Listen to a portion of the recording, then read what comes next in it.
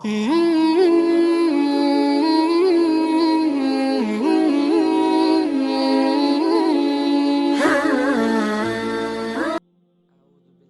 الشیطان الرجیم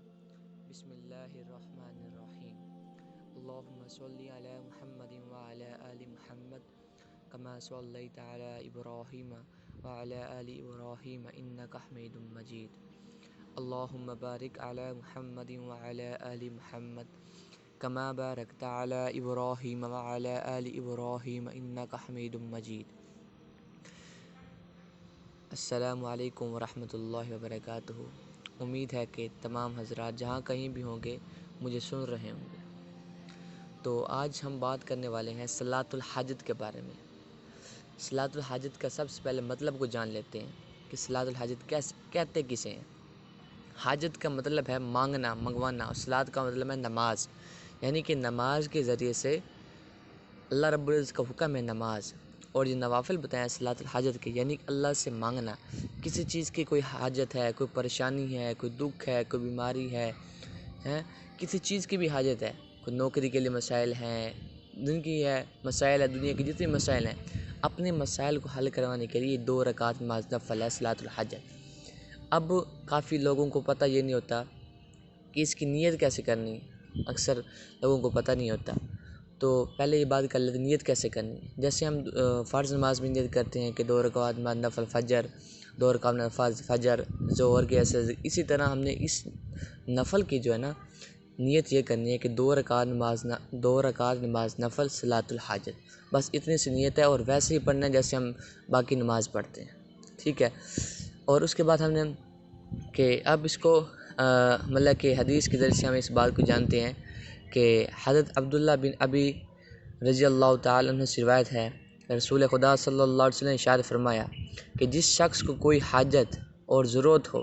اللہ تعالیٰ سے متعلق یا کسی آدمی سے متعلق، یعنی خواہ وہ حاجت ایسی ہو جس کا تعلق براہ راست اللہ تعالیٰ سے ہو، کسی بندے سے اس کا واسطہ ہی نہ ہو، ایسا معاملہ ہو کہ بظاہر اس کا تعلق کسی بندے سے ہو، اس کو چاہیے کہ وہ وضو کرے اور خوب اچھا وضو کرے، اس کے بعد 2 رکعت نماز پڑھے، اس کے بعد اللہ تعالیٰ کی کچھ حمد و ثنا کرے اور اس کے نبی علیہ السلام پر درود پڑھے، پھر اللہ کے حضور میں اس طرح عرض کرے۔ یہ دعا ہے اس کا ترجمہ پڑھ کے میں آپ کو سناتا ہوں کہ اللہ رب العزت کے سوا کوئی معبود نہیں، وہ بڑے حلم والا اور بڑا کریم ہے، پاک مقدس ہے وہ اللہ جو عرش عظیم کا بھی رب اور مالک ہے۔ ساری حمد و ستائش اس اللہ کے لیے جو سارے جہانوں کا رب ہے۔ اے اللہ، میں تجھ سے سوال کرتا ہوں ان اعمال اور ان اخلاق و احوال کا جو تیری رحمت کا موجب اور وسیلہ اور تیری مغفرت اور بخشش کا پکا ذریعہ بنے، اور تجھ سے طالب ہوں ہر نیکی سے فائدہ اٹھانے اور حصہ لینے کا، اور ہر گناہ اور معصیت سے سلامتی اور حفاظت کا۔ یا اللہ، میرے سارے ہی گناہ بخش دے اور میری ہر فکر اور پریشانی دور کر دے، اور میری ہر حاجت جس سے تو راضی ہو اس کو پورا فرما دے، اے ارحم الراحمین، سب مہربانوں سے بڑے مہربان۔ یہ ہے اس کا ترجمہ، دعا ہے۔ اب اس کا فائدہ کیا ہے؟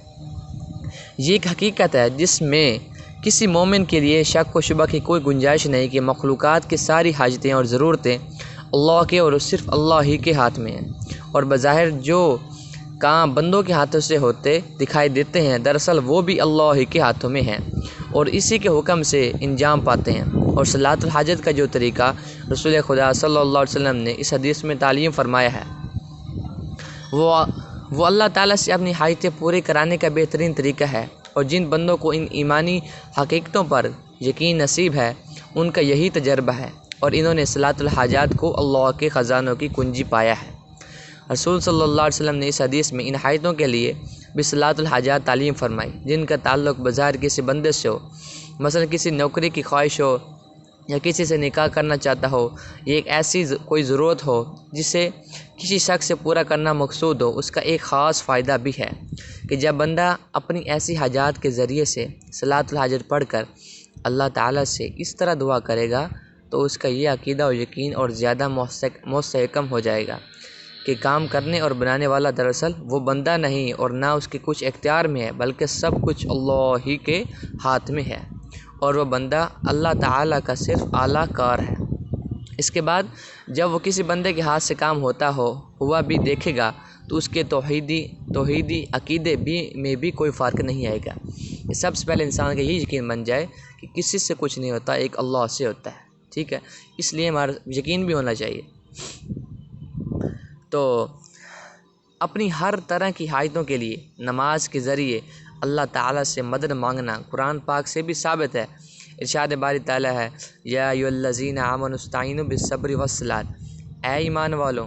اللہ تعالیٰ سے مدد حاصل کرو صبر اور نماز کے ذریعے سے، صبر اور نماز کے ذریعے سے۔ رسول کریم صلی اللہ علیہ وسلم کا ہمیشہ یہی معمول تھا کہ جب بھی آپ کو کوئی پریشانی لاحق ہوتی یا کوئی اہم معاملہ درپیش آتا تو آپ نماز میں مشغول ہو جاتے تھے۔ بلا شبہ اللہ تعالیٰ کو ہر چیز پر پوری قدرت حاصل ہے اور دنیا کا کوئی بھی کام اللہ تعالیٰ کے حکم بغیر نہیں ہوتا۔ ایک مومن کا یہ صرف طریقہ ہونا چاہیے کہ ہر کام کے لیے صحیح طریقے پر پوری کوشش کرے اور یہ یقین رکھے کہ میری تمام تدبیروں کو ناکام کرنے والا صرف اللہ ہے۔ پھر اسی سے اپنے کام کے بننے کی درخواست کرے۔ جو شخص پورے یقین و اعتماد کے ساتھ صلاۃ الحاجات کو اپنا معمول بنا لیتا ہے وہ صاف طور پر اس کے فوائد و برکات کا مشاہدہ بھی کر لیتا ہے۔ امت کے تمام نیک لوگوں نے اپنی مشکلات کے دور کرنے اور ضروریات کو پورا کرانے میں صلاۃ الحاجات کو اکثیر پایا ہے۔